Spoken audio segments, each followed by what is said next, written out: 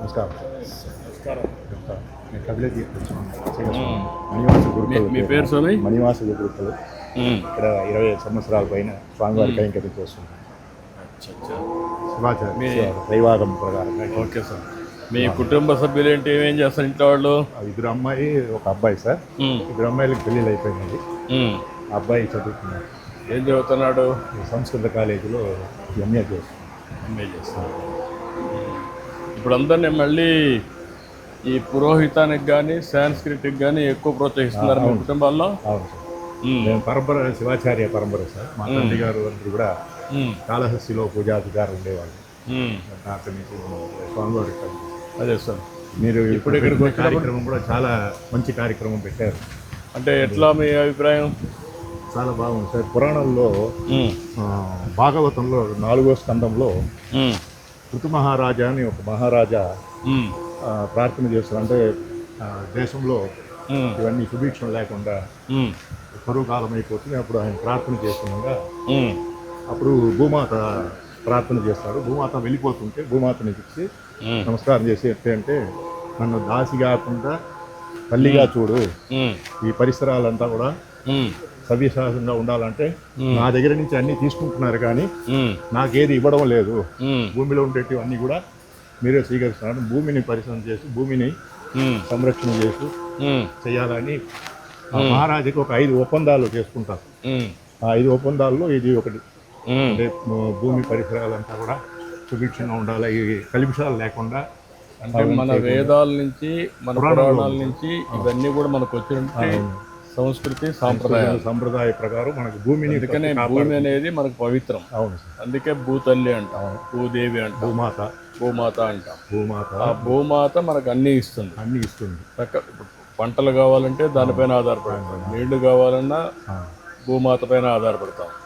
అదే మరి ఖనిజ సంపద వచ్చినా భూమాత ఇస్తుంది. అలాంటప్పుడు మనం సక్రమంగా ఉపయోగించుకుంటే భవిష్యత్తుకు ఇబ్బంది ఉండదు. బంగారు భవిష్యత్తు ఉంటుంది.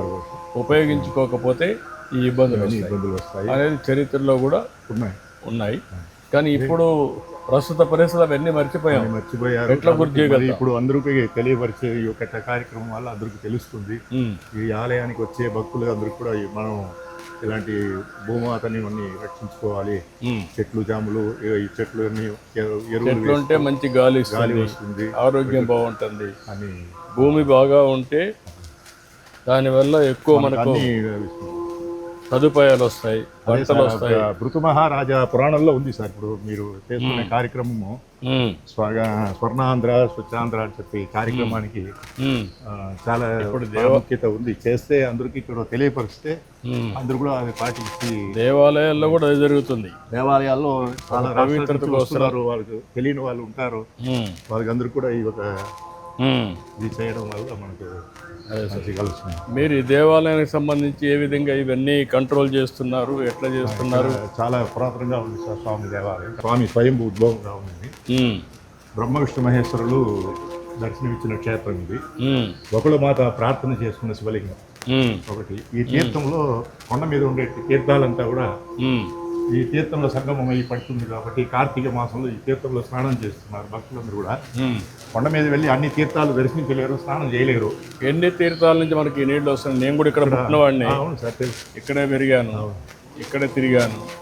ఈ కపిల తీర్థం ఎన్నో చాలాసార్లు చిన్నప్పటి నుంచి ఇవన్నీ చూశాను. ఎన్ని సార్ 166 తీర్థాలు కొండ మీద చెప్పబడుతుంది సార్. ఆ తీర్థం అంతా కూడా ఇక్కడ సంగమం అయ్యేట్టుగా పురాణాలు చదువుతున్నాయి. పవిత్రమైన జలం, పవిత్రమైన తీర్థము. అక్కడ 3 కుండాలు ఉన్నాయి సార్. అది బ్రహ్మకుండం అని, మహేశ్వర కుండం అని, విష్ణు కుండం అని పేరు. ఆ తీర్థం ఎప్పుడు కూడా ఎండాకాలంలో కూడా ఈ వాటర్ ఫాల్స్ లేకపోయినా అందులో తీర్థం బాగా ఎప్పుడు ఉంటుంది సార్. ఆ తీర్థమే మనం మంచి కొబ్బరి నీళ్ళలాగా ఉంటుంది ఆ మూలలో.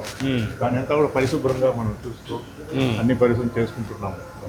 ఇప్పుడు ఈ దేవాలయాన్ని ఏ విధంగా మీరు పరిశుభ్రంగా పెట్టుకోగలుగుతున్నారు? ఇంకా ఏమన్నా విశిష్ట దేవాలయ పవిత్రత ఏంటి? బాగా చేస్తున్నాం. నమస్కారం. మహాగణపతి సిద్ధి వినాయక. నమో వ్రాతపతయే నమో గణపతయే నమ ప్రమథపతయే నమస్తే అస్తు లంబోదరాయ ఏకదంతాయ విఘ్న వినాశినే శివసుతాయ శ్రీవరదమూర్తయే నమో నమః. వరసిద్ధి వినాయక స్వామినే నమః. ఆనంద కర్పూర నిరాజనం సందర్శయామి రక్షాంధారయామి.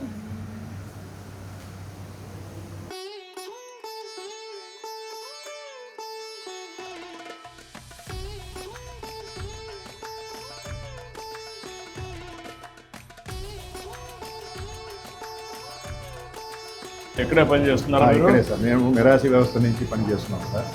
మిరాసి ఎత్తగా గుమాస్తాగా. వాతావరణం బాగా ఉంది. చాలా బాగుంది.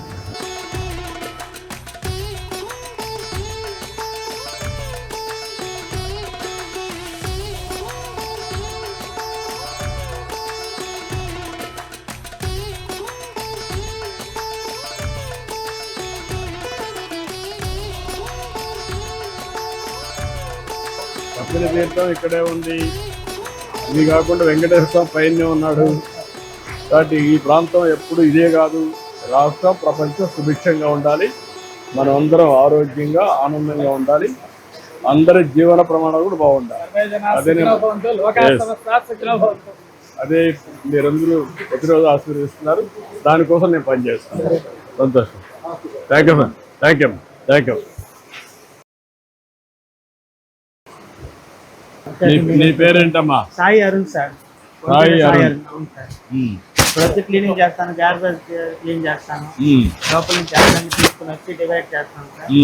పూలు సపరేట్ గా, తడిచేసి సపరేట్ గా, పొడిచేసి సపరేట్ గా, ప్లాస్టిక్ సపరేట్ గా చేస్తాం సార్. మీరు ఎంతమంది పని చేస్తున్నారు ఇక్కడ? సార్ ఇక్కడ పొద్దున్న డ్యూటీలో 8 మంది ఉంటాం సార్. మధ్యాహ్నం డ్యూటీలో 7 మంది. ఉదయం ఎన్ని గంటలకు వస్తాను ఇక్కడికి? పొద్దున్న 5కి వస్తాం సార్. 4:50కి ఇక్కడికి వచ్చేస్తాము. 5 గంటలకు మస్తు చేసుకుంటాము. 5 నుంచి ఎన్ని గంటల దాకా? 1 గంట దాకా ఉంటాం సార్. మధ్యాహ్నం 1 గంట వరకు డ్యూటీ చేస్తాం. ఇవన్నీ క్లియర్ చేసేసిన తర్వాత చేసుకుంటాం సార్. ఇక మా ప్యాక్స్ కుదుస్తాం. ఇవన్నీ కూడా డైలీ తెచ్చుకుంటాం సార్. డైలీ కింద ఇస్తారు మాకు. ఇవన్నీ తెచ్చుకుంటాము, ఇట్లా కలుపుకుంటాము. ఎన్ని సార్లు క్లీన్ చేస్తారు రోజుకి? సార్ టెంపుల్ లోపల ఒక డ్యూటీకి 5 సార్లు క్లీన్ చేస్తాం సార్. ఇక్కడ మాత్రం యాత్రికులు వస్తూ ఉంటారు. వాళ్ళు వచ్చేదాన్ని బట్టి మేము చేస్తూనే ఉంటాం సార్. చెత్త పడుతూ ఉంటే క్లీన్ చేస్తూనే ఉంటాం. ఎప్పటికప్పుడు క్లీన్ చేసుకుంటాం సార్. మీకు ఇచ్చే మెటీరియల్ కూడా మంచి మెటీరియల్ ఇస్తారు. మంచి మెటీరియల్ ఇస్తారు సార్. అన్ని ఇస్తారు. ప్రతిరోజు మెటీరియల్ ఇస్తారు. ఏది అవసరమైతే అది ఎప్పుడు కావాలన్నా ఇస్తారు. తీసుకొచ్చుకుంటాము, వాడతాము. మళ్ళా ఇక్కడ వచ్చినటువంటి చెత్తని పొడి చెత్త, తడి చెత్త 2 వేరువేరుగా వేస్తున్నారా? ఒకటి దాంట్లో సార్, తడి చెత్త, పొడి చెత్త వేరువేరుగా వేస్తాము. వచ్చిన యాత్రికులకు కూడా చెప్తాము. వాళ్ళు వేస్తారు. ఎవరో ఒకటి కలిపేస్తారు కదా సార్. అది తీసుకెళ్లి మేము మళ్ళీ డివైడ్ చేసుకుంటాం సార్. ఇప్పుడు వచ్చే భక్తుల్లో మార్పు వచ్చిందా సార్? చాలా వరకు వచ్చింది సార్. ఎక్కడంటే కాగితాలు లేకుండా ఎక్కడ ఇలాంటి బుట్టలోనే చెత్త బుట్టలోనే చాలా వరకు మార్పు వచ్చింది సార్.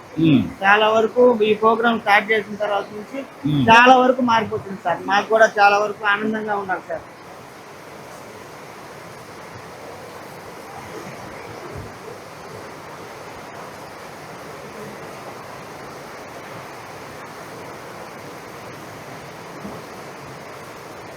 కంప్లీట్ గా ఈ విధంగా ఎన్నిసార్లు చేస్తారు సార్? ఇక్కడ బయట మాత్రం ఎన్ని సార్లు చెత్త పడితే అన్ని సార్లు చేస్తూనే ఉంటాం సార్. ఎప్పటికప్పుడు క్లీన్ చేసుకుంటాము. టెంపుల్ లోపల మాత్రం 2 గంటలకు ఒకసారి, 1.5 గంటకు ఒకసారి, చెత్త ఎక్కువ పడినప్పుడు ఒకసారి వెళ్ళి క్లీన్ చేస్తాం సార్.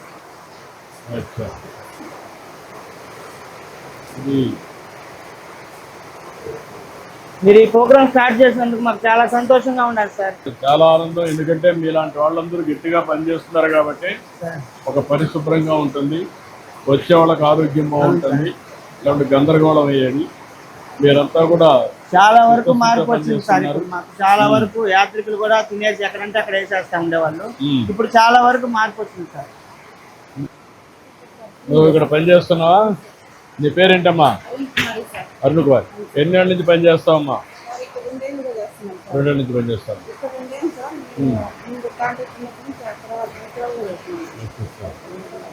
నువ్వు ఎన్ని గంటలకు వస్తావమ్మా? 1 గంటకి వెళ్తావు. నీకు ఎంతమంది పిల్లలమ్మా? ఏం చేస్తుందమ్మా?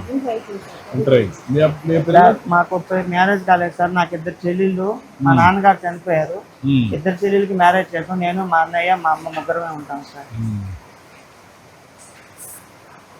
అమ్మకి పెన్షన్ వస్తుంది సార్. పోయిన ఏడాది నుంచి మీరు పెంచిన 1000 రూపాయలతో కూడా 4000 పెన్షన్ వస్తుంది సార్. 4000 చాలా ఆనందంగా ఏప్రిల్ ఉంది. నుంచి ఇచ్చాను కదా. అవును సార్. పోయిన సంవత్సరం నుంచి వస్తుంది. పోయిన సంవత్సరం ఏప్రిల్ నుంచి పెంచినారు, 1000 రూపాయలు పెంచి ఇచ్చారు. మాకు చాలా సంతోషంగా ఉంది. మీ బాబు ఏం చదువుతున్నా ఇప్పుడు? ఇంటర్మీడియటా? ఇంటర్ అయిపోయింది, మొన్న అయిపోయిందా? ఓకే. డిగ్రీ పంపిస్తున్నావా? ఓకే. డిగ్రీలో ఏం చేపిస్తావమ్మా? బిఎస్సీ నర్సింగ్ అమ్మా. బాగానే భవిష్యత్తు ఉంటుంది, చేపించాం. ఇంకేంటమ్మా?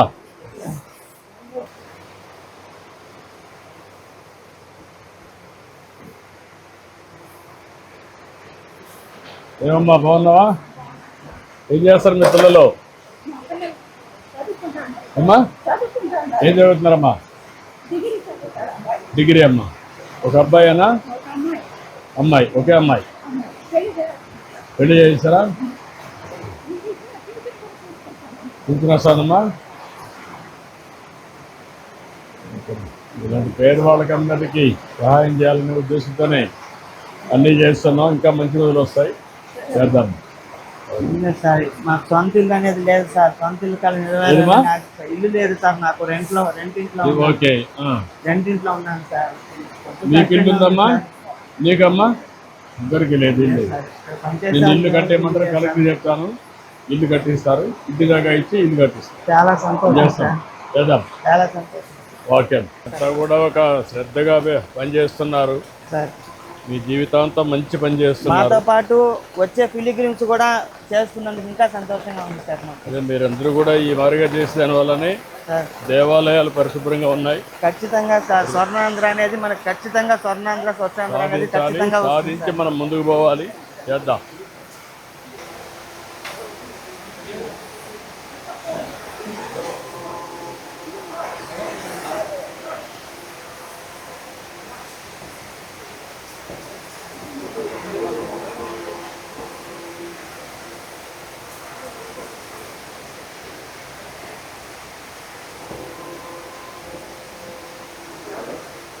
ఇదంతా దీంతో మన వాటర్ ఏదైనా ఉంటే కూడా దగ్గరకు వచ్చేస్తుంది సార్. ఎక్కువగా జారే అవకాశం లేకుండా ఉంటుంది సార్. మొత్తం అది అయిపోయిన తర్వాత దీంతో చేసి మళ్ళా ఇది అయిపోయిన తర్వాత దీంట్లో పెనాయిల్ మనం ముంచుకొని దీన్ని క్లీన్ చేస్తారు సార్. తర్వాత ఇది మా పైప్. ఇట్లా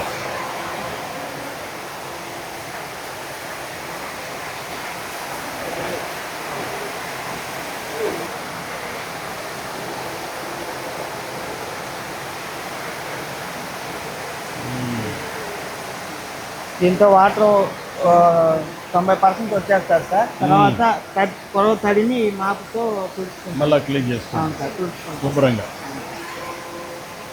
సర్వీస్ చేస్తున్నా. అదేమ్మా బాగా చేస్తున్నారా?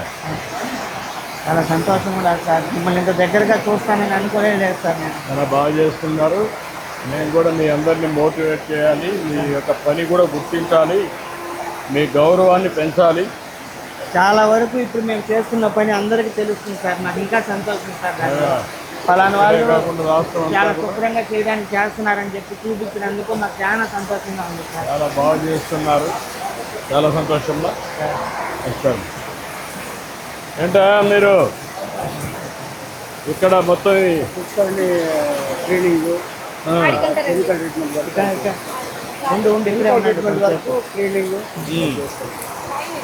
ఈ మొత్తం వచ్చిన తర్వాత మన లోకల్లో ఉండే తిరుపతి లోకల్లో ఉండే యాత్రికులు, లోకల్లో ఉండే పీపుల్ కానీ యాత్రికులు కానీ వచ్చి ఇది మన టూరిజం టైప్లో ఆనందంగా వస్తుంది.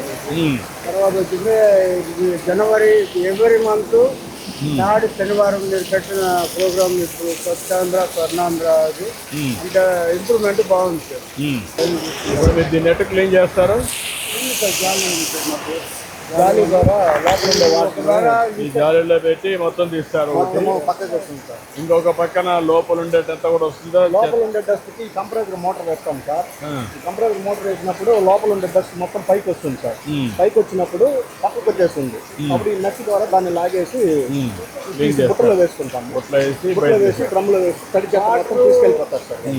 రోజుకి ఎంత జనరేట్ అవుతుంది? రోజుకి దాదాపు ఒక కోనేరులో 20-30 డ్రమ్ములు వస్తుంది సార్. యాత్రికులు శనివారం ఆదివారం ఎక్కువగా వచ్చినప్పుడు, ఎక్కువ జనాలు వచ్చినప్పుడు ఎక్కువ చెత్త వస్తుంది సార్.